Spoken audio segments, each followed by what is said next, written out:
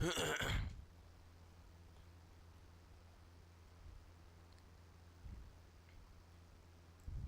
Hello hello, आ जाओ फटाफट से, करते हैं क्लास शुरू। आ जाइए। जुकाम हो रहा तकड़ा, बहुत तकड़ा। आ जाओ भाई, आ जाओ फटाफट से। तो भाई जैसा कि आप लोगों को पता है कि भाई आपने इकोनॉमिक्स की सीरीज स्टार्ट कर रखी है और उसके अंदर हमारे 4 चैप्टर, पता नहीं 5 शायद 5 पूरे हो चुके हैं, ठीक है। और जो हमारा भी रिसेंटली चैप्टर था इन्फ्लेशन एंड अनएम्प्लॉयमेंट, यानी कि जो हमारी महंगाई थी जिसको मुद्रास्फीति बोलते हैं, और अनएम्प्लॉयमेंट यानी बेरोजगारी, ठीक है। इसके आज हम लोग एमसीक्यू करने वाले हैं भाई, जो कि प्रीवियस ईयर के अंदर आए हैं। और मैंने आपको कल ही बोल दिया था, मैं कल पढ़ के आना, तो जो भी आज एमसीक्यू करेगा भाई, जो पढ़ के आया हुआ है पिछले 2 लेक्चर, वो इनको अटेम्प्ट इजीली कर पाएगा, बाकी नहीं कर पाएंगे भाई। एज इट इज सारे के सारे प्रश्न तुम्हारे प्रीवियस ईयर के देखने को मिलेंगे भाई, जो तुम्हारे एसएससी के अंदर आए हुए हैं, एसएससी के अंदर आए हुए हैं, जो भी तुम्हारे इन 2 चैप्टरों से मतलब कि इन्फ्लेशन और अनएम्प्लॉयमेंट यानी कि महंगाई और बेरोजगारी, इन दोनों से जो भी एमसीक्यू आए सारे के सारे आपको आज की क्लास के अंदर करवाऊंगा, ठीक है। वेरी गुड भाई। क्लास को थोड़ी देर बाद प्राइवेट करा करो भाई, मैं तो कम से कम 15-20 मिनट प्राइवेट करूं यार। करूं मैं स्टार्ट। तो देखो भाई क्या है, lack of financial discipline by the government can lead to, सरकार द्वारा वित्तीय अनुशासन की कमी से क्या हो सकता है। अगर सरकार पैसे को अच्छी तरीके से मैनेज ना करे तो उसकी वजह से क्या हो सकता है। इसका मतलब ये है वित्तीय अनुशासन मतलब वित्तीय का मतलब पैसा, ठीक है। और अगर सरकार अनुशासन मतलब उसको मैनेज करना, अगर सरकार पैसे को अच्छे से मैनेज ना करे तो उसकी वजह से क्या हो सकता है। पहली चीज अत्यधिक व्यय, यानी कि खर्चे अधिक होने स्टार्ट हो जाएंगे, क्योंकि सरकार ने पैसे को अच्छे से मैनेज नहीं किया, ठीक है। लोगों को ऐसे फ्री फंड में पैसा देती गई तो लोग ज्यादा खर्चा करेंगे, यानी ये कथन बिल्कुल सही है, यानी कि एक्सेस एक्सपेंडिचर। दूसरा हमारा इन्फ्लेशन यानी मुद्रास्फीति, और इसकी वजह से तुम्हारी महंगाई भी बढ़ जाएगी। लोगों के पास बल्क में पैसा आ जाएगा तो लोग सारी की सारी चीजें खरीद लेंगे। अब मान लिया मेरे पास मतलब 1 करोड़ रुपए आ गए सरकार ने दे दिए, ठीक है। मैं सारे के सारे टमाटर प्याज खरीद लूंगा, ठीक है, और फिर अपने मनमर्जी से अपने दामों के हिसाब से बेचूंगा। मानो ये बात, मान लिया 10 रुपए 20 रुपए किलो मिला है तो मैं 50 रुपए किलो 100 रुपए किलो बेच दूंगा, क्योंकि और लोगों के पास चीज उपलब्ध नहीं है, मेरे पास उपलब्ध है, ठीक है। तो यानी कि मुद्रास्फीति यानी कि इन्फ्लेशन, इन्फ्लेशन मतलब मुद्रास्फीति मतलब महंगाई, यानी कि आपकी महंगाई भी बढ़ेगी और प्लस आपके खर्चे भी बढ़ने स्टार्ट हो जाएंगे। तो ऑप्शन नंबर सी हमारा करेक्ट हो जाएगा, यानी कि अगर सरकार पैसे को अच्छे से मैनेज नहीं करती तो हमें ये दोनों के दोनों है चीजें देखने को मिलती है। As it is SSC CHSL के अंदर ये प्रश्न हमको देखने को मिला था 2024 के अंदर, ठीक है। एक भी प्रश्न को लेकर मैं सारे प्रीवियस ईयर करवाऊंगा। वेरी गुड सर, मेरे पैसे निकाल लूंगा ड्रीम 11 से, निकाल लो भाई, निकाल लो, बैन होने हैं पैसे 1-2 दिन में। आगे चलते अगला प्रश्न को क्या हमारे पास, प्राइस कंट्रोल एंड राशनिंग है, ठीक है। Are direct control measure to check, मूल्य नियंत्रण और राशनिंग डैश को रोकने के लिए प्रत्यक्ष नियंत्रण उपाय है। देखो क्या चीज रखिए, प्राइस कंट्रोल, अगर आप प्राइस को कंट्रोल करते हो तो इससे आप किस चीज को रोक सकते हो बताना एक बार के लिए। अगर आप प्राइस यानी कि जैसे मान लीजिए किसी चीज का दाम बढ़ता है, अगर आप उस बढ़ते हुए दाम को अगर रोक लेते हो, ठीक है, तो आप मेनली ये प्रश्न पूछा गया है, तो आप मेनली किस चीज को रोकने का मतलब कि काम करते हो। तो अगर आप मूल्य नियंत्रण, अगर आप प्राइस पैसे को कंट्रोल कर लेते हो ना, तो सीधी सी बात है आप लोग महंगाई को भी कंट्रोल कर लेते हो। ऑप्शन नंबर डी हमारा करेक्ट हो जाए इन्फ्लेशन, ठीक है। यानी सीधी सी बात है, अगर आपके पैसे को यानी कि मूल्य नियंत्रण, अगर आप उसको यानी पैसे को अपने कंट्रोल में ले लेते हो, मान लीजिए ये चीज प्याज है, ठीक है, प्याज मान लो तो नॉर्मल व्यक्ति बेच, कोई मान लो बिजनेसमैन का हाथ में दे दिया चीज, मान लो अंबानी और अडानी के हाथ में दे दिया चीजें, मैं ताम प्याज घंटे बेचो तो आपके हिसाब से सस्ता रेट में खरीद के उन्होंने पास तो करोड़ में रुपए है, खूब महंगे महंगे दाम में बेचो, 100 रुपए किलो 200 रुपए किलो के टमाटर बेचना लग गया, ठीक है। लेकिन सरकार ने चीजें अपने हाथ में रखी है, सरकारी मंडी, बहुत सारी चीजें हैं, तो इसकी वजह से क्या मूल्य नियंत्रण यानी कि पैसा उनके कंट्रोल में आया हुआ है, जिसकी वजह से क्या है मतलब जो चीजों का प्राइस सरकार के कंट्रोल में, जिसकी वजह से क्या है मुद्रास्फीति यानी इन्फ्लेशन, महंगाई को भी सरकार कंट्रोल कर सकती है। ऑप्शन नंबर डी बिल्कुल सिंपल सा, सभी साथियों समझ में आ गया। ये सारे प्रीवियस ईयर के इस टाइप के प्रश्न आए प्रीवियस ईयर में, ठीक है। आगे चलते हैं। Which of the following statement is true regarding disinflation? Disinflation कल बताया था, देखो 2 चीज बताई थी, एक होती है डिफ्लेशन और एक होती है डिसइन्फ्लेशन। डिसइन्फ्लेशन दोनों के अंदर कल डिफरेंस बताया था। डिफ्लेशन क्या होता है, डिफ्लेशन हो गया महंगाई के अंदर कमी आना, ठीक है, मतलब चीज महंगी होने की वजह से सस्ती होगी, उसको बोलते हैं डिफ्लेशन। जैसे इन्फ्लेशन हो गया ना हमारा, इन्फ्लेशन का मतलब क्या था महंगाई, महंगाई का उल्टा होता है डिफ्लेशन। डिसइन्फ्लेशन क्या होता है, महंगाई की रेट में कमी आना। जैसे मान लिया इस साल 5% की रेट से महंगाई बढ़ी, अगले साल क्या पता 4% की रेट से महंगाई बढ़े, उससे अगले साल क्या पता 2% की रेट से महंगाई बढ़े, यानी जो रेट यानी महंगाई तो बढ़ने नहीं लग रही है, बस उसके रेट में कमी आई है, ठीक है। और डिफ्लेशन का मतलब मैं महंगाई जैसे मान लिया मैंने एक बीच का लेवल मान लिया, महंगाई होगी ऊपर की तरफ गया तो महंगाई बढ़ी, ठीक है। अब ये यहां पर आके फिर इतना हो गया, यहां पर आके इतना हो गया, तो डिसइन्फ्लेशन यानी महंगाई तो फिर भी बढ़ने लग रही है लेकिन रेट कम हो गया, यानी कम गति से। आप एक तरीके से समझ लो यार, अब तुमने स्पीड दे रखी मोटरसाइकिल की, आप 50 की स्पीड है, फिर 40 की कर दी, फिर 20 की कर दी, स्पीड तो है, स्पीड तो नहीं हुई ना, स्पीड तो है, ठीक है। और डिफ्लेशन का मतलब ये हो गया कि आप मोटरसाइकिल को बैक गियर में चलाने लग रहे हो। डिफरेंस समझ में आया? डिसइन्फ्लेशन का मतलब आपने स्पीड को मंदी कर दिया और डिफ्लेशन का मतलब आप बैक गियर में चलने लग रहे हो, ठीक है। अब इसके अंदर ये देखिए कौन सा कथन हमारा ट्रू है। देखो पहला क्या है, a scenario when inflation is mainly due inflation of only a few commodities and not of all commodities, मतलब क्या देखा ऐसी परिस्थिति जिसके अंदर सिर्फ कुछ वस्तुओं की मतलब महंगाई बढ़े बाकियों की ना बढ़े, ऐसा तो कुछ भी नहीं होता। दूसरा and overall decrease in price over a specific period, यानी कि ओवरऑल प्राइस का डिक्रीज होना एक पीरियड के दौरान, इसको बोलते हैं डिफ्लेशन, ठीक है जी। तीसरा ए डिक्रीज इन द रेट, कल भी स्पेशल बताया था, अगर रेट की बात हो, रेट पहले 5% फिर 4 हो गया फिर 2 हो गया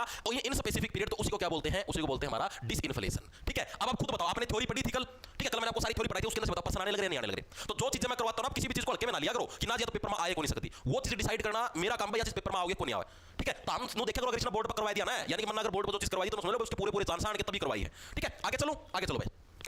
A sustained rise in the general price level in an economy is called, किसी अर्थव्यवस्था में सामान्य मूल्य स्तर में निरंतर वृद्धि को क्या कहा जाता है। ये आपका एक मूल्य है, इस मूल्य के अंदर निरंतर बढ़ोतरी होने लग रही है, इस बढ़ोतरी को क्या बोलोगे, ये प्रश्न आपसे पूछेगा, बिल्कुल टुच्चा प्रश्न, बताओ बताओ बताओ। गुड आफ्टरनून भाई टीनू मवार, बताओ भाई क्या बोलेंगे? अरे बिल्कुल बेसिक प्रश्न है, इसके अंदर कुछ है ही नहीं। Very good, B B B आया सभी साथियों का, बिल्कुल सही है। इन्फ्लेशन बोलते हैं इसको। इन्फ्लेशन का मतलब मुद्रास्फीति, अगर अपनी नॉर्मल भाषा में समझे तो महंगाई, ठीक है, इसको हिंदी में मुद्रास्फीति बोलते हैं। Okay very good, B B B किसका किसका? रामवीर चोपड़ा, दीक्षिता चौधरी, ऋतिक कुमार, नीतू जांगड़ा, वेरी गुड भाई, बहुत सही है, सबका बिल्कुल सही है। आगे चलते हैं, प्रश्न अगला क्या हमारे पास? If there is lack of money supply in comparison to the supply of goods and services then the possible consequences would be. देखो क्या प्रश्न है, प्रश्न को ध्यान से समझो, क्या दे रखा है? If there is lack of money supply, यानी कि आपके पास जो मनी है, मनी की इतनी सप्लाई नहीं है। जैसे मान लिया आपके पास पैसे 100 हैं और आप वस्तुएं खरीदने की कोशिश करने लगे 500 रुपए की, ठीक है, तो इस कंडीशन को क्या बोलेंगे? क्या लिखा है? If there is lack of money supply in comparison to the supply of goods and services then the possible consequences would be. मतलब गुड्स और सर्विसेज ज्यादा है, मतलब वस्तुएं ज्यादा उपलब्ध है बाजार के अंदर, लेकिन आप लोगों के पास इतने पैसे नहीं है। जाहिर समझ, आलू भरे पड़े हैं, हर जगह आलू ही आलू है, इतने समझ लो, इतना रेट हो रहा है कि 1 रुपए किलो भी बिका है, लेकिन आप लोगों के पास इतने पैसे ही नहीं है। इसका मतलब क्या है? इसका मतलब है तुम्हारी महंगाई नहीं बढ़ने लग रही, तुम खुद घाटे में जाने लग रहे हो, ठीक है। इसको बोलते हैं डिफ्लेशन, ठीक है, यानी इन्फ्लेशन, यानी महंगाई का उल्टा क्या हो गया? डिफ्लेशन। चीजें समझ में आई, ठीक है। और इन्फ्लेशन किसको बोलेंगे? आपके पास वस्तुएं भी ठीक मात्रा के अंदर है और पैसा भी ठीक मात्रा के अंदर है, उसको इन्फ्लेशन बोलते हैं। ठीक मात्रा में दोनों चीजें मतलब कि एक फिक्स रेशो में बढ़ने लग रही है, ठीक है। और डिफ्लेशन, वस्तुएं ज्यादा होगी, पैसा तुम्हारे पास कम है, ठीक है। चीजें समझ में आई? वस्तु इतनी फालतू, मान लो हर जगह मोटरसाइकिल हो रहे हैं इकट्ठे, ठीक है। नो कहा फ्री में ले जाओ मोटरसाइकिल, ले जाओ बस आधा रुपया में ले जाओ, ठीक है, 98 में ले जाओ, 54 में ले जाओ, लेकिन आपके पास वो पैसे भी नहीं है, तो उसको बोलते हैं डिफ्लेशन, ठीक है। Very good sir, chemistry class upload कर दो, सीटी और दिल्ली कर तो रखी भाई, क्लास का लिंक भेज दिया करो सर टेलीग्राम में। अच्छा गेड़ा नहीं गया भाई, ध्यान नहीं रहा होगा भाई। अरे जैसे पता कि क्वेश्चन ढूंढने में टाइम लग जाए, अब पता भाई क्यों है? अब 12:15 से लेकर 1:15 बजे तक तो साइंस की क्लास थी, उसका पास रोटी भी खाई है, नहाया धोया भी हूँ, ठीक है। उसके पास अगली क्लास 53% भी टोए हैं, फिर टाइप भी करवाए हैं, तो टाइम लग जाए थोड़ा, इसलिए 3:30 बजे क्लास करी, ठीक है भाई। आगे चलो, अगला देखो अगला क्या? In India inflation is measured by, Bharat के अंदर मुद्रास्फीति को किसके द्वारा नापा जाता है? ये प्रश्न आपसे पूछा है। पहली चीज WPI करवाया था, होल प्राइस इंडेक्स, और याद करो CPI कंज्यूमर प्राइस इंडेक्स, याद आया? दोनों के दोनों करवाए थे। दूसरा हमारे पास कंज्यूमर प्राइस इंडेक्स, इसके माध्यम से। तीसरा GDP, या चौथा बोथ A एंड B, किसके माध्यम से भारत के अंदर महंगाई को मापा जाता है? ये प्रश्न आपसे पूछेगा, बताओ फटाफट से। डी आंसर आया मैक्सिमम बच्चों का, D। Very good very good very good भाई, एक जना का आंसर है, क्यों है वो? मेरा लाडू 18 नाम था है, इसका बिल्कुल सही, बाकी सबका गलत है। वेरी गुड, सबका गलत है भाई, सबका। यार तुम सस्ते नशे करते हो क्या? एक बार तुम परसों वाली क्लास के, अगर तुमने हैंडरेटन नोट्स बैच ले रखे थे, बैच के अंदर खोल के देखना, हैंडरेटन नोट्स के अंदर मैंने आपको एक स्पेशल चीज बताई थी, देखना एक बार खोल के, दे सारे डी का लग रहे हैं। अरे मैं फिर कि मैं कह दूं कलिंग युद्ध वाले काम ना करो तुम भाई। मैंने क्या बताई थी कि महंगाई किसके माध्यम से नापी जाती है? होलसेल वाले प्राइस से महंगाई नापोगे क्या? अब मान लिया मैं बुक छापता हूं, मैंने अपने घर से बुक दे दी होलसेल के प्राइस में, ले 150 रुपए की ले जा, सारी की सारी 15,000 में टपा दी सारी बुक्स हो, ठीक है। उसका पास दुकानदार आगे उसको किस प्राइस में बेचता है, यानी कंज्यूमर है तुम्हारा, उपभोक्ता है, उपभोक्ता के पास वो चीज किस प्राइस में जाती है, उसी के माध्यम से तो महंगाई को नापेंगे। मेरा थोड़ी कोई फर्क पड़ा, मैं तो दुकानदार को बेच दी, मेरे पास तो पहले पैसा है, मैंने बुक छाप दी तो इसका पैसा है, ठीक है, मैंने दुकानदार को बेच दिया, तो उसके ऊपर मेरा थोड़ी फर्क पड़ा महंगाई मंगुई का? मानो या बात, मैंने बुक छपवाई, मान लो उस तो महंगाई को ऊपर फर्क पड़ा, महंगाई बढ़ी कुछ फर्क पड़ा। आगे जब दुकानदार के पास गई है, जैसे मेरे पास तो होलसेल के प्राइस में गई, आगे जब दुकानदार के पास गई, दुकानदार ने उसको आगे किस रेट के अंदर बेचा है, ठीक है, वो कंज्यूमर प्राइस है, ठीक है, और इसी के माध्यम से तो नापी जाती है आपकी इन्फ्लेशन। ध्यान से खोल के देखना, परसों क्लास में स्पेशल बता रखा है कि इन्फ्लेशन मापने के लिए कंज्यूमर प्राइस इंडेक्स का यूज किया जाता है, इसका यूज नहीं करते होल प्राइस का, सारे लागे, इसीलिए ये as it is previous year का है, SSC CPO का है, आप खोल के देख लेना, CPO 2023 के अंदर है 6%, ठीक है, डिट्टो सेम। एग्जामिनर ने इसीलिए दे बोथ हैंड भी, क्योंकि तुम के सारे इसमें डी छाप के होंगे, तुक्के मारा सारे वामा पढ़ना तो है। एक बार स्पेशल गई थी मां भाई, कल MCQ करवाऊंगा, दोनों लेक्चर में पढ़े ही अच्छी डाल पढ़े कौन भाई, पढ़े नो पट्टे इधर पेपर में फिल्टर पढ़ के आया करो, अच्छा था। आगे चलते अगला देखो, अगला कौन सा हमारे पास? The period of high inflation, low economic growth and high unemployment is termed as, देखो क्या चीज दे रखी इसने भाई कि हमारे मतलब कि अर्थव्यवस्था के अंदर हाई इन्फ्लेशन यानी महंगाई ज्यादा है, इन्फ्लेशन ज्यादा है, इकोनॉमिक ग्रोथ सीधी सी बात है लो होगी, और अनएम्प्लॉयमेंट यानी बेरोजगारी भी आई है। तो इस कंडीशन को क्या बोलते हैं? कल ही बताया था, और अगर अभी भी आप ये चीज ना बता पाए ना, तो यो तारा शरीर और मेरा पेन, ठीक है, इसका प्रयोग होगा, फिर बहुत देर होगी तब ना। कल ये करवाया था यो, बताओ बी कहीं का ए है, कहीं सी बताओ है, बताओ बताओ बताओ, कल ही बताया था। देखो कल एक कंसेप्ट बताया था, तुम्हारे याद भी होगा, फिलिप करो, याद आया? फिलिप करो, फिलिप करो क्या बोलती है? कल स्पेशल बताया था कि अगर तुम्हारी महंगाई बढ़ती है, यानी कि अगर इन्फ्लेशन बढ़ती है, तो क्या है? बेरोजगारी तुम्हारी घटेगी। कल ये बताया था स्पेशल, ये सिद्धांत किसने दिया था? फिलिप ने दिया था। आप इसकी करो भी बना के देखिए, याद करो, यहां पर हमने महंगाई को लिया था, ठीक है, यहां पर हमने बेरोजगारी को लिया था, ठीक है, और कैसा स्लोप बना था? नेगेटिव स्लोप बना था, याद करो, बना था या नहीं बना था, ठीक है जी। और फिर मैंने एक कंडीशन बताई थी कि अगर महंगाई बढ़ने लग रही है और अगर अनएम्प्लॉयमेंट यानी बेरोजगारी भी अगर बढ़ जाए, तो इस कंडीशन को क्या बोलते हैं? इस कंडीशन को बोलते क्या है? स्टैगफ्लेशन। कल स्पेशल बताया था, याद करो, जिसने कल की क्लास लगाई थी उसको पता भी होगा, कल स्पेशल बताया था। और as it is previous year का है, ये सारे प्रश्न करवाने के सारे तुम्हारे प्रीवियस ईयर के, सारे एसएससी का मैं, रेलवे का मैं, कोई एसएससी का मैं, सारे प्रीवियस ईयर के अंदर आए हुए हैं, ठीक है, इसीलिए मैंने सारी चीजें करवाई। अब जिसने इकोनॉमिक्स पढ़े नहीं रखी, वो इस प्रश्न का आंसर कैसे देगा? आप खुद बता दो। जिसने पढ़ रखी वो आंसर दे पाएगा स्टैगफ्लेशन, आते ना मेरा स्टैगफ्लेशन होगा क्या चीज है, ठीक है। तो सारे प्रीवियस ईयर के हैं, और एज इट इज मैंने आपको कल भी बताया था, मैं प्रश्न पक्का पूछा था, ठीक है। अब आगे चलते हैं, आगे देखो क्या हमारा अच्छा बड़ा प्रश्न है तो इस प्रश्न देखिए छोड़ देंगे, लेकिन अच्छा प्रश्न है बेरोजगारी से रिलेटेड, आराम से कर लो। देखो क्या भारत में निम्नलिखित में से कौन सी बेरोजगारी पाई जाती है? जब लोग एक वर्ष की निश्चित अवधि के लिए पर्यटक रिजोर्ट या पर्वतीय क्षेत्रों में विभिन्न पर्यटन संबंधी गतिविधियों में कार्यरत होते हैं, लेकिन ऑफ सीजन में बेरोजगार होते हैं। क्या दे रखा है देखो अच्छे से पढ़ो। मतलब क्या दे रखा है, एक वर्ष की फिक्स अवधि के दौरान, मान लिया भाई अब इस अवधि के दौरान, इस मौसम के दौरान क्या है, विभिन्न पर्यटन संबंधी गतिविधियों में कार्यरत रहते हैं और बाकी उसके अंदर बेरोजगार रहते हैं। कौन सी बेरोजगारी बताओ? अच्छा प्रश्न है, वेरी गुड, बहुत अच्छा प्रश्न, मजा होगा। सी, वेरी गुड, बहुत सही है सबका, बिल्कुल सही है भाई, वेरी गुड भाई। इसका सही आंसर है option number C, seasonal unemployment, यानी कि मौसमी बेरोजगारी।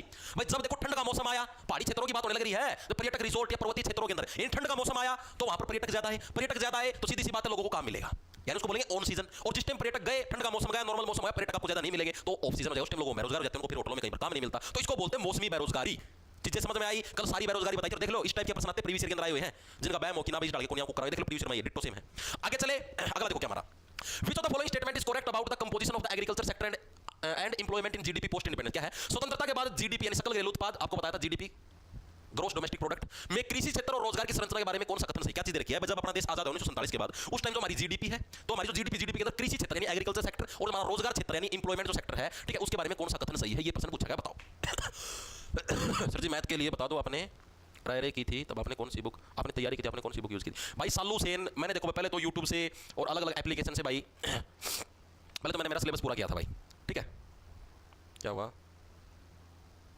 हाँ बिल्कुल, पहले तो मैंने अपना सिलेबस पूरा किया था, उसके बाद कोई भी पीवाई की बुक ले आओ, ठीक है, मैथ के लिए आप पहले सिलेबस को पूरा करो, अच्छे से नोट्स बनाओ भाई। अभी भी 2 रजिस्टर में रखे हैं स्पेशल मैथ के नोट्स, क्या चीज पढ़े हैं। अगर आज भी कोई कहते हैं महीना 50 पेपर है, महीना में सारे नोट्स की रिवीजन मार के दोबारा मैथ का 50 स्कोर मार सका, ठीक है, लेकिन उस बच्चा का तो कंपैरिजन में मार 5 रेगुलर पढ़ने लग रहा है, ये मैं ये जीके और साइंस, ये 2 सब्जेक्ट पढ़ा हूं, हिंदी पढ़ा दिया, जीके पढ़ा दी, ये मैथ रीजन का बनो है, छोड़ दे के मेरा क्या दिन हो गया, साल भर होना हो रहा है, ठीक है, कोई कहते हैं पेपर फिर भी भाई इतना दिमाग एक्टिव है कि नोट्स तैयार कर रखे हैं, एक बार रिवीजन मारनी है, महीना का टाइम तो दो तो भी रगड़ जाएंगे सोता ना, ठीक है।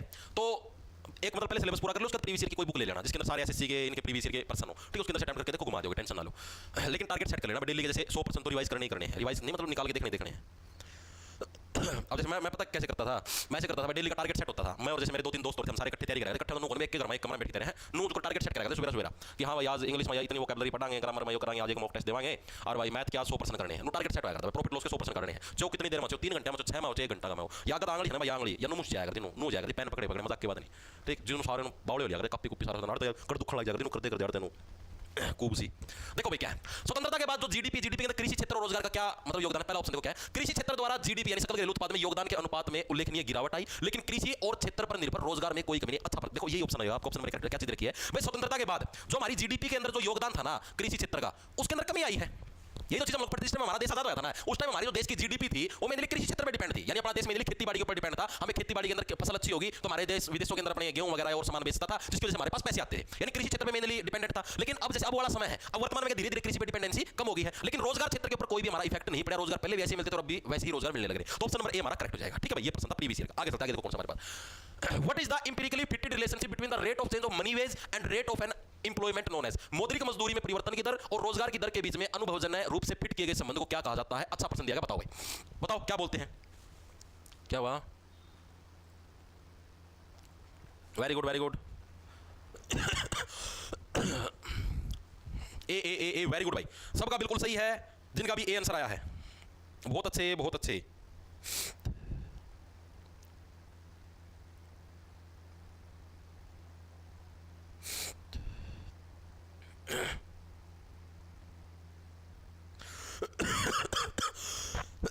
ताऊ का खांसी होगी भाई,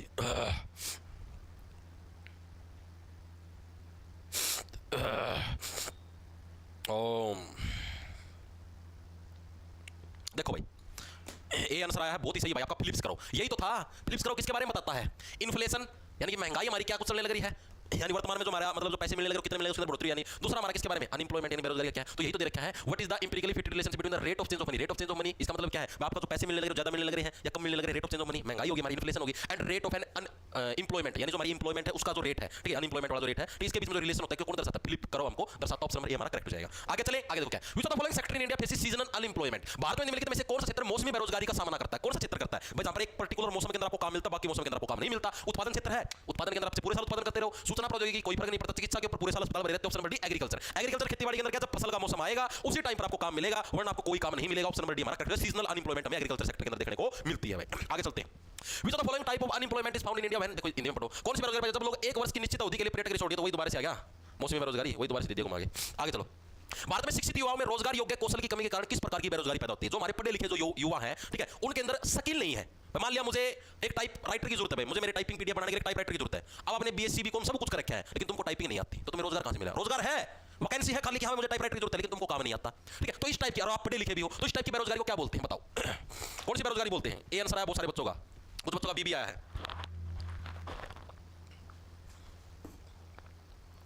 वेरी गुड वेरी गुड, शाबाश।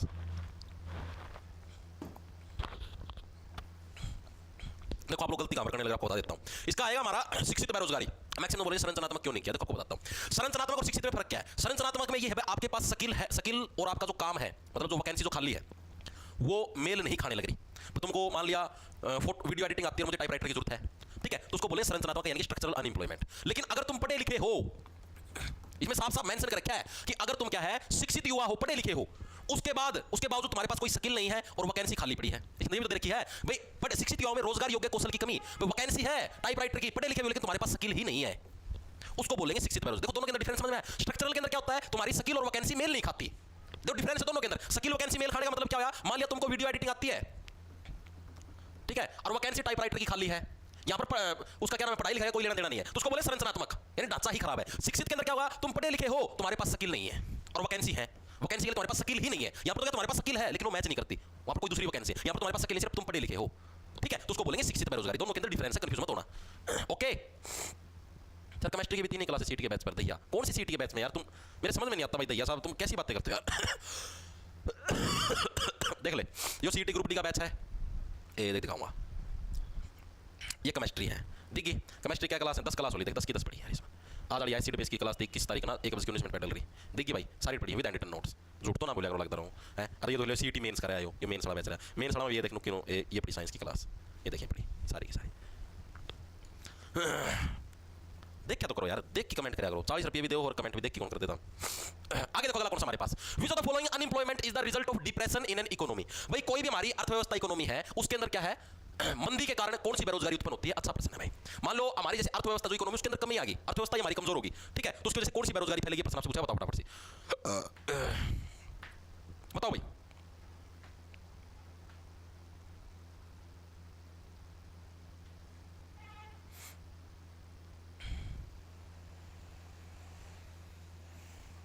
वेरी गुड वेरी गुड, ए बिल्कुल सबका बिल्कुल सही। साइक्लिक यानी चक्रीय बेरोजगारी, नहीं पता चक्रीय बेरोजगारी? चक्रीय बेरोजगारी कैसे है? जैसे मान लिया मैं जेठालाल हूं, मेरी इलेक्ट्रॉनिक्स की दुकान है, बाजार के अंदर अच्छा मतलब कि चढ़ाव चढ़ा, ठीक है, लोग ज्यादा कूलर फ्रिज लेने आ गए दिवाली के ऊपर, तो मुझे ज्यादा कर्मचारियों की जरूरत है, ठीक है, दिवाली गई, अब कर्मचारी, अब लोग कम लेने के लिए आएंगे सामान, ठीक है, कूलर फ्रिज टीवी कोई मतलब रेयर कोई एक दिन में कोई एक जना होगा लेने, ठीक है, यानी कि अब मुझे ज्यादा लोगों की जरूरत है, मैं उनको काम से निकाल दूंगा, तो इसको बोलते हैं चक्रीय बेरोजगारी, ठीक है। चक्रीय और मौसमी भी दोनों अलग अलग है, कभी ना एक समझ लो, ठीक है।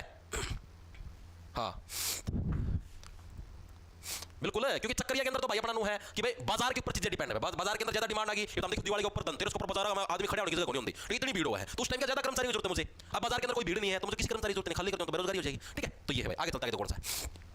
Unemployment refer to the lowest unemployment level a healthy economy can sustain without causing. क्या लिखा है? डैश बेरोजगारी न्यूनतम बेरोजगारी स्तर को संदर्भित करती है जिसे एक स्वस्थ अर्थव्यवस्था मुद्रास्फीति पैदा किए बिना बनाए रख सकती है। मतलब देखो क्या चीज देखिए, इसको आप समझो भाई, ऐसी बेरोजगारी आपके पास देखो, मतलब जो मुद्रास्फीति क्या अर्थव्यवस्था जो आपकी इकोनॉमी है ना, इकोनॉमी रही वो आपकी हेल्दी इकोनॉमी है। हेल्दी इकोनॉमी का मतलब एक नॉर्मल उसमें रेंज में चलने लग रही है आपकी जो देश की अर्थव्यवस्था, जो देश के पास पैसा निरंतर एक फ्लो में बढ़ने लग रहा है, लेकिन उसके बावजूद भी बहुत कम लोग बेरोजगार हैं, ठीक है, मतलब कि जो बेरोजगारी का बिल्कुल कम स्तर आ रहा है, ठीक है, बहुत कम लोग बेरोजगार है। तो ऐसी बेरोजगारी को कौन सी बोले? प्राकृतिक बेरोजगारी, इन नेचुरल है भाई, ठीक है, अर्थव्यवस्था भी ठीक ठाक बढ़ने लग रही है, उसका पास भी लोग बेरोजगार है, तो ये तो प्रकृति की देन है भाई। क्यों? क्योंकि देश के अंदर भीड़ ज्यादा है, ठीक है। अब इसमें और किसी का कोई दोष नहीं, देश की अर्थव्यवस्था भी ठीक बढ़े, अगर दोष होता है मान देश की अर्थव्यवस्था ठीक तरीके से नहीं बढ़ने लग रही, देश का पैसा कम होने लग रहा है, देश का ब्योत कम होने लग रहा है, उसके बाद बेरोजगारी फैलती तो अलग मामला होता। लेकिन यहाँ पर तो इकोनॉमी भी ठीक तरीके से बढ़ने, सब सारी चीजें ठीक है, उसके बाद बेरोजगारी है, जैसे अब अपने भारत देश के अंदर है, तो नेचुरल बेरोजगारी। नेचुरल कैसे फैलती है? जब क्या देश के अंदर जनसंख्या ज्यादा हो। नेचुरल बेरोजगारी फैलती किस वजह से है? ज्यादा जनसंख्या की वजह से।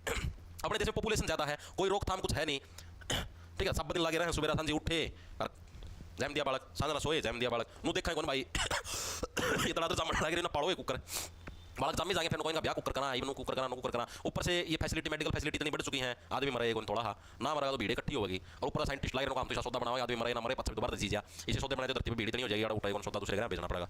मानो ये बात है।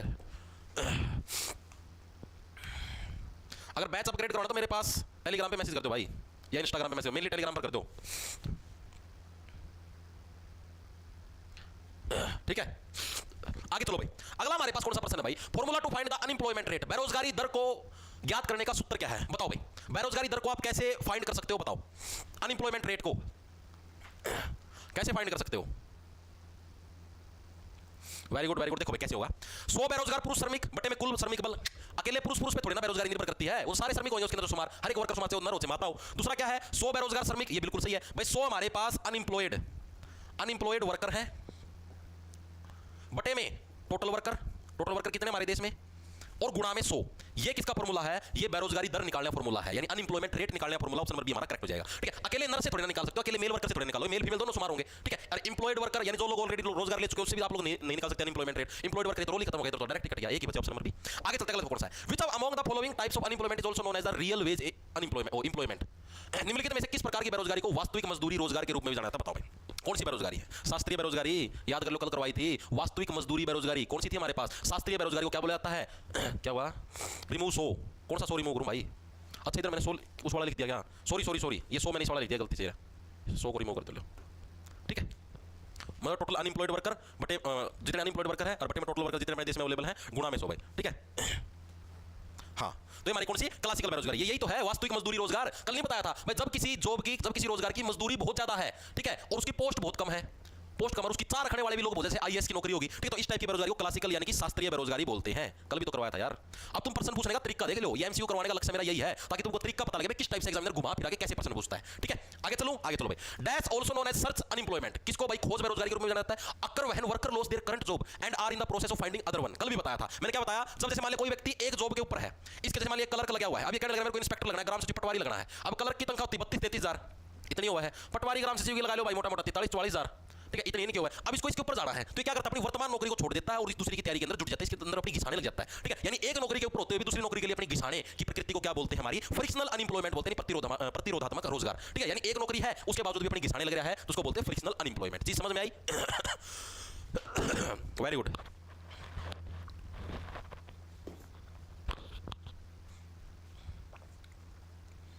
चीज आई ना समझ में?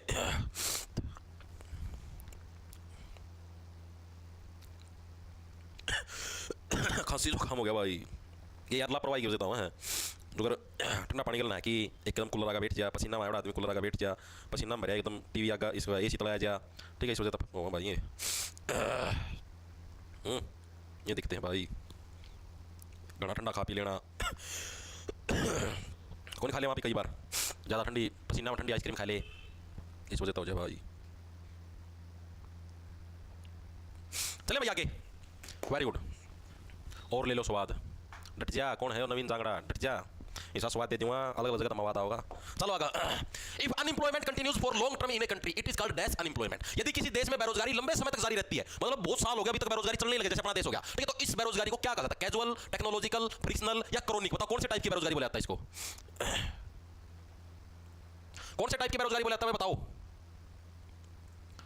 डी आया है किसका?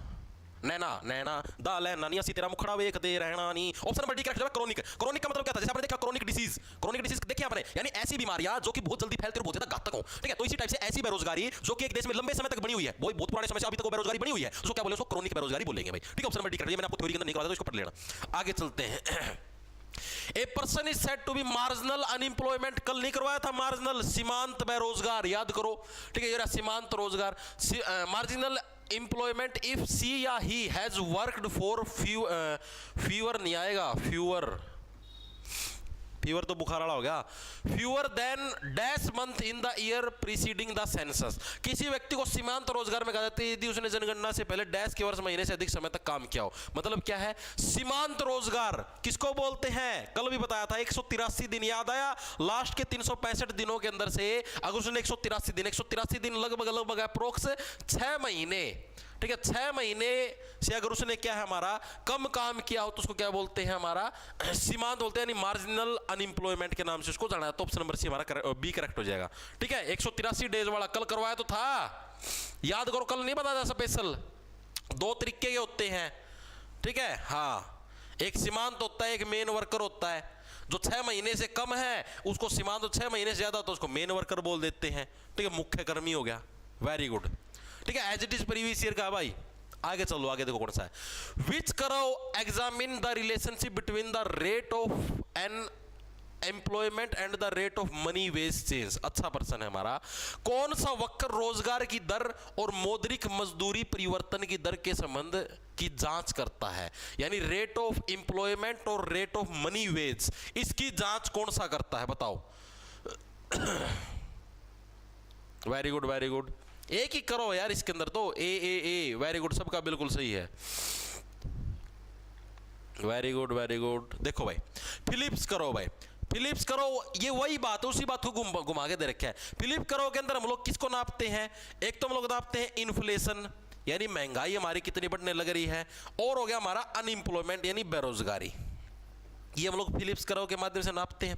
साथ में इसने क्या दे रखा है? Rate of employment and the rate of money wage. यानी कि देखो, rate of money wage change का मतलब समझ गए? इन्फ्लेशन है, इन्फ्लेशन यानी महंगाई आपकी कब बढ़ती है? जब आपका क्या मनी वेज का मतलब समझ दो, यानी जो आपको सैलरी मिलने लग रही है। वेज का मतलब हो गया सैलरी, जो आपको मेहनताना मिलने लग रहा है, इधर आपको मिलेगा ये मजदूरी जो आपको मिलने लग रही है, उसके अंदर अगर चेंज होता है तभी तो आपकी इन्फ्लेशन यानी महंगाई होती है। अब आपको सैलरी मान लो एक तो 15,000 रुपए पर मंथ दो, एक में आपको 30,000 दो, तभी तो महंगाई के ऊपर फर्क पड़ेगा, इन्फ्लेशन। और दूसरा हमारा क्या है? रेट ऑफ एम्प्लॉयमेंट, जो हमारी एम्प्लॉयमेंट की जो रेट है उसी को तो अनएम्प्लॉयमेंट बोलते हैं। नहीं, हमारी एम्प्लॉयमेंट किस दर से बढ़ने लग रही है, किस दर से घटने लग रही है, ठीक है? तो यानी कि हमारे ये ऐसे आएगा नेगेटिव स्लोप, और ये भी हमारा किस माध्यम से? फिलिप्स करो के माध्यम से नापते हैं। तो आपको जो मैंने लिखवा रखा है ना, इन्फ्लेशन और अनएम्प्लॉयमेंट के बीच के करो को फिलिप करो बोलते हैं, वहां पर इस चीज को भी लिख लेना अलग से, the rate of an unemployment plus the rate of money wage change, इन दोनों के बीच के करो को भी फिलिप करो ही बोलते हैं। इस चीज को लिख लेना कॉपी के अंदर, ठीक है? जो मैंने आपको नोट्स वगैरह दिया, जो भी आप नोट्स बनाते हो उसके अंदर लिख लेना,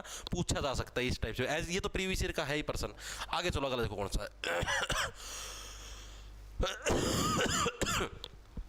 Which of the following is not an approach for measuring unemployment in India? निम्नलिखित में से कौन सा भारत में बेरोजगारी को मापने का दृष्टिकोण नहीं है? कौन सा नहीं है? वीकली स्टेटस, साप्ताहिक, मासिक, डेली या यूजुअल? बताओ कौन सा? एक स्पेशल मैंने आपको नहीं बताया था, बेरोजगारी को मापने के 3 तरीके होते हैं, मैंने आपको स्पेशल बताए थे, बताओ।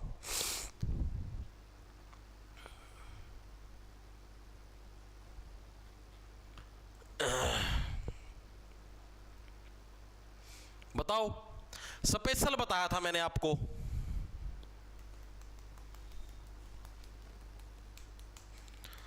मास्टर तो रविंद्र सरना कितने रुपये देवा है भाई?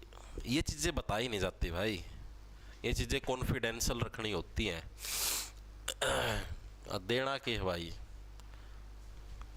अपना है सारा सौदा, मानो यह बात है भाईचारा भाई अपना तो, ठीक है? ये चीज़ें कॉन्फिडेंशियल रखने की होती हैं यार। ये मैडम मैं यूट्यूब पर थोड़ी ना गांदा फिरूंगा, मैं इस इतने रुपये दूँ, मैं इस इतने रुपये दूँ, बावड़े हो गया था। ठीक है, तो देखो भाई क्या हमारा करवाया था कल स्पेशल, कौन ही भाई? पिछले क्वेश्चन में स्टेटमेंट गलत है जी, उसमें ज़्यादा लिखा हुआ है। कौन से में भाई? इस्ता सलामा,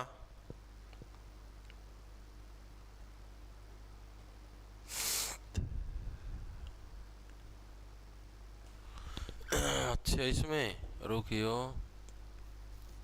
अधिक यो गलत लिख रखा है, इधर कम आएगा, कम समय तक काम किया। स्टेटमेंट को ठीक कर लेना भाई, कम आएगा इधर।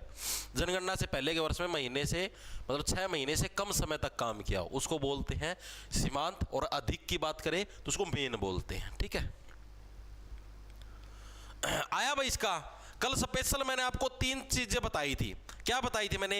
एक आपको नहीं बताई थी माँ, NSSO, जिसने पढ़ रखा है वो बता दिया, क्योंकि कल आपको स्पेशल करवाया था माँ। NSSO माँ इसकी फुल फॉर्म भी पूछ सकता है, और 3 तरीके थे। NSSO बेरोजगारी को क्या है हमारे 3 तरीके से नापता है। एक तो सामान्य स्थिति, सामान्य स्थिति जो हमारा ये डी वाला ऑप्शन है, एक हमारा दैनिक स्थिति के माध्यम से, और एक हमारा साप्ताहिक। कल चेक कर लेना कल के नोट्स जो कल करवाई थी क्लास, उसके अंदर तो हमारा कौन सा? मासिक नाम का कोई भी हमारा स्टेटस नहीं होता जिसके माध्यम से हम लोग बेरोजगारी को माप सकते हो। याद आया कुछ? ओस आया हो तो याद करो। कर दिया भाई पिछला क्वेश्चन, ठीक?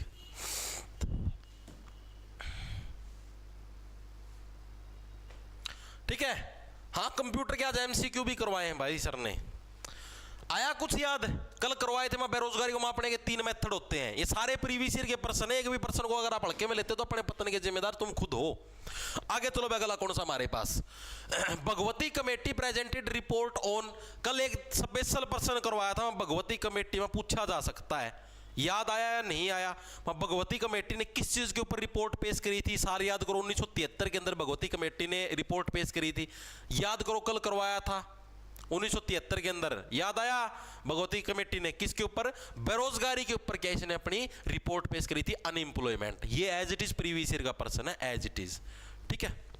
आगे चलते, आगे कौन सा है, विच of the following sector is the most labour absorbing sector of the economy, निम्नलिखित में से कौन सा क्षेत्र अर्थव्यवस्था का सबसे अधिक श्रम अवशोषित करने वाला, यानी जिसके अंदर सबसे ज्यादा हमें मजदूरों की जरूरत पड़ती है, ऐसा सेक्टर हमारा कौन सा है अर्थव्यवस्था का। ये प्रश्न आपसे पूछा गया, बिल्कुल बेसिक सा और फद्दू क्वेश्चन है, इसको इतनी महत्वता भी नहीं देंगे हम। Very good very good very good. Agriculture sector, कृषि क्षेत्र के अंदर सबसे ज्यादा मजदूरों की जरूरत पड़ती है।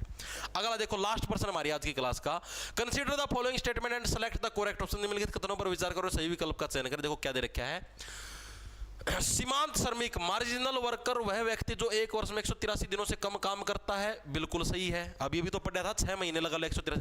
Main worker is a person who work for at least 300 days in a year, मतलब एटलीस्ट 300 का कोई सिद्धांत नहीं है, 183 से ऊपर होना चाहिए। एटलीस्ट 300 का ये तो सिद्धांत गलत हो गया ना, कम से कम 300 दिन उसने काम किया, नहीं, कम से कम उसने सिर्फ 6 ही महीने काम किया, 183 दिन। तो ओनली कथन नंबर हमारा एक सही है, दूसरा कथन हमारा गलत हो जाएगा। हाँ, जरा तब ना ए भी दिखा ना सारी जगह आंख पाड़ की मुंह पाड़ की ए बी ना करया करो, सारे जने सी लग रहे। अरे पढ़ तो लियो प्रश्न ना, क्या चीज दे रखी है कि भाई 183 दिन से कम काम करे तो उसे मार्जिनल वर्कर बोलते हैं यार। कल करवाया था हम मेन वर्कर किसको बोलेंगे, जो 183 दिन से फालतू समय तक काम करे। इसमें कितना दे रखा है, कम से कम 300 दिन तक काम करे उसको बोलेंगे, ये गलत हो गया। 183 आना था यहाँ पर भी, पढ़ना है कौन नहीं है, सी। ठीक है भाई, तो ये थे भाई टोटल हमारे 25 क्वेश्चन भाई, जो कि प्रीवियस ईयर के अंदर इस चैप्टर से रिलेटेड आए हैं, इन्फ्लेशन एंड अनएम्प्लॉयमेंट। ठीक है, यानी कि जो हमारी महंगाई है और जो तुम्हारी बेरोजगारी है, इससे रिलेटेड ये 25% तुम्हारे प्रीवियस ईयर के अंदर आए हैं पिछले 2-3 सालों के अंदर भाई। ठीक है, ये सारे मैंने आपको करवा दिए हैं। आप लोगों को तरीका भी पता लग गया और किस टाइप के प्रश्न एग्जामिनर पूछता है, कैसे घुमा के देता है। ठीक है, और आज की क्लास घुमा के देता है, मतलब प्रश्नों को घुमा के देता है, और कुछ मत सोचा करो यार, तुम गंदी सोच है तुम्हारी। ठीक है भाई, आज की क्लास में बस इतना ही रखते हैं भाई, क्योंकि इतने ही क्वेश्चन थे, सारे के सारे आप इन्हें पूरे कर लिए हैं। इन प्रश्नों की PDF लगा लो या ये वीडियो लगा लो, सारी आपको बैच के अंदर मिल जाएगी। ठीक है, जॉब्स टारगेट के नाम से आपको अपना ऐप मिल जाए प्ले स्टोर पर, उसको डाउनलोड कर लेना। उधर आप कोर्स के सेक्शन के अंदर जाओगे तो उधर आपको सारे कोर्स मिल जाए, जो सा कोर्स लेना चाहो सब के अंदर यही जीके की क्लास आएगी। ठीक है, विद हैंडरिटन नोट्स प्रॉपर, जैसे अभी पिछली जितनी भी क्लासें हुई हैं सब के हैंडरिटन नोट्स डाल रखे हैं। पूरी पॉलिटी हो चुकी, पूरी ज्योग्राफी हो चुकी, पूरी स्टैटिस्टिक्स जीके हो चुकी, सब के हैंडरिटन नोट्स डल चुके हैं। इकोनॉमी चलने लग रही है, अगस्त के एंड तक पूरी करवा दूँ इकोनॉमिक्स तुम्हारी 31 अगस्त से पहले। उसके बाद हम लोग करेंगे क्या, हिस्ट्री स्टार्ट कर देंगे 1 सितंबर के आसपास, 20 से 25 सितंबर तक हिस्ट्री पूरी हो जाए, 20-25 क्लास तो लगेंगे आराम से। ठीक है भाई, ओके बाय, मिलते हैं भाई कल। ठीक है भाई, हाय सर थोड़े क्वेश्चन और लेके आया करो। भूपेंद्र भाई सारे लिया है भाई, जो प्रीवियस ईयर के अंदर है ना सारे लिया है। ये मैं और यार घरता कुकर बनाऊं पर्सन, सारे प्रीवियस ईयर के लेके आऊं भाई।